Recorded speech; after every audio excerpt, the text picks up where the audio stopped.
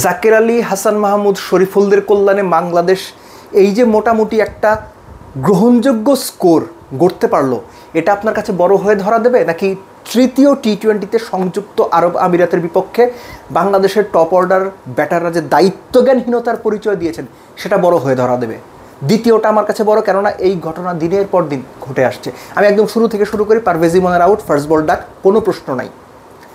যখন বোর্ডে 30 রান অপোনেন্টের এই সিরিজে সবচেয়ে ইকোনমিক্যাল বলার আপনার স্ট্যাম্প অ্যাটাক করে রাউন্ড দ্য উইকেট বল করছেন, এই অ্যারাউন্ড দ্য উইকেট বল করা বলারকে কী কারণে আপনি সুইপ মারতে যাবেন? লিটনের কথা বলছি আমি।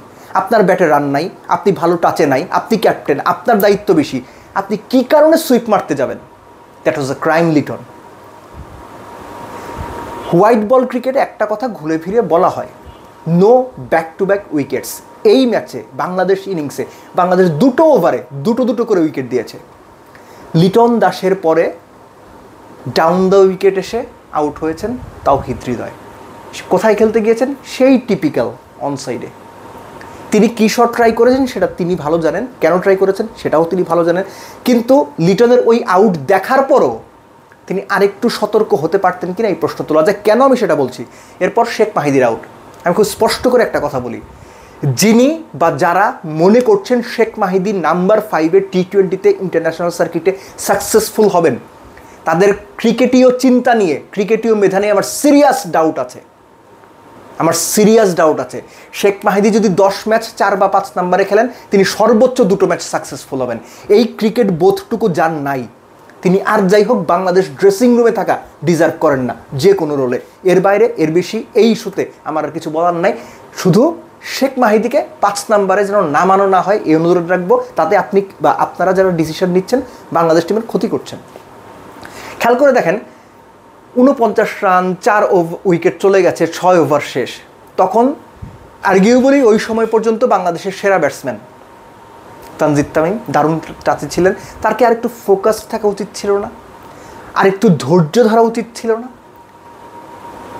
ওই সময় স্বাভাবিকভাবেই আপনার চিন্তা করা উচিত যে আমরা পরের 10 ওভার একটা পার্টনারশিপ করবো, প্রয়োজনে 60 বলে 60টা রান করবো, শেষ 5 ওভারে 50-60 রান তুলে 160 পর্যন্ত নিয়ে যাব। ওই 160 পর্যন্ত কিন্তু বাংলাদেশ গিয়েছে, ডটের পর ডট কিন্তু আপনারা ঠিকই খেলেছেন, কিন্তু সময় মতো উইকেটটা তামিম দিয়ে এসেছেন। যখন তার আরেকটু বেশি ফোকাসড হওয়ার কথা, তখন তিনি বোল্ড আউট হয়েছেন। Shamim Patwari is in very good touch, কিন্তু শামীম পাটোয়ারির কী হচ্ছে এই সিরিজটাতে আমি ঠিক শিওর না। রিশাদের কথা বলি, রিশাদ যখন টিম চাপে তখন তো আপনি বেসিক ক্রিকেট খেলবেন। অপর এন্ডে জাকের আছে, আপনার 4-6 মারার দরকার নাই তো, আপনি সিঙ্গেল নিয়ে সোজা ব্যাটে খেলে জাকেরকে স্ট্রাইক দেন, আপনি মিড উইকেটে ঘুরাইতে গেছেন, কোনো দরকার আছে? এই ব্যাপারগুলো, এই যে গেম অ্যাওয়ারনেস বাংলাদেশের প্লেয়ারদের নাই, ব্যাটসম্যানদের নাই।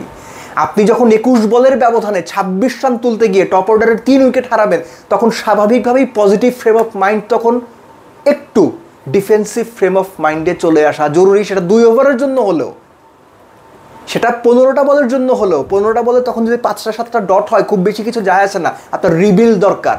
কিন্তু না, ওই যে মাথায় একটা কিছু যখন ঢুকে যায়, ওর বাইরে, ওই বক্সের বাইরে বাংলাদেশের বেশিরভাগ ব্যাটসম্যান কিছু চিন্তা করতে পারেন না।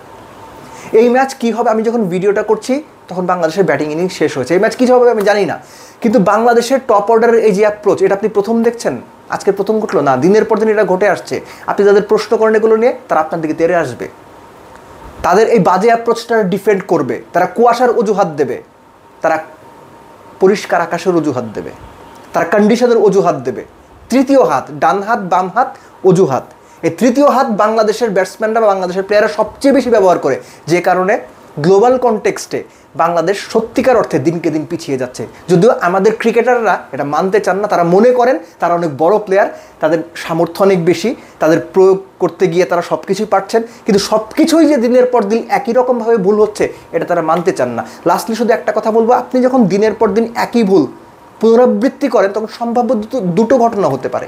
নাম্বার 1, ওই ভুল শোধরানোর দক্ষতা, যোগ্যতা বা ক্ষমতা আপনার নাই। নাম্বার 2, সেই ভুল যেটা আপনি দিনের পর দিন রিপিট করে যাচ্ছেন, সেটা অ্যাকচুয়ালি আপনি শোধরাতে চান না। এটা আপনার ইগোর সমস্যা, এটা আপনাদের ইগোর সমস্যা।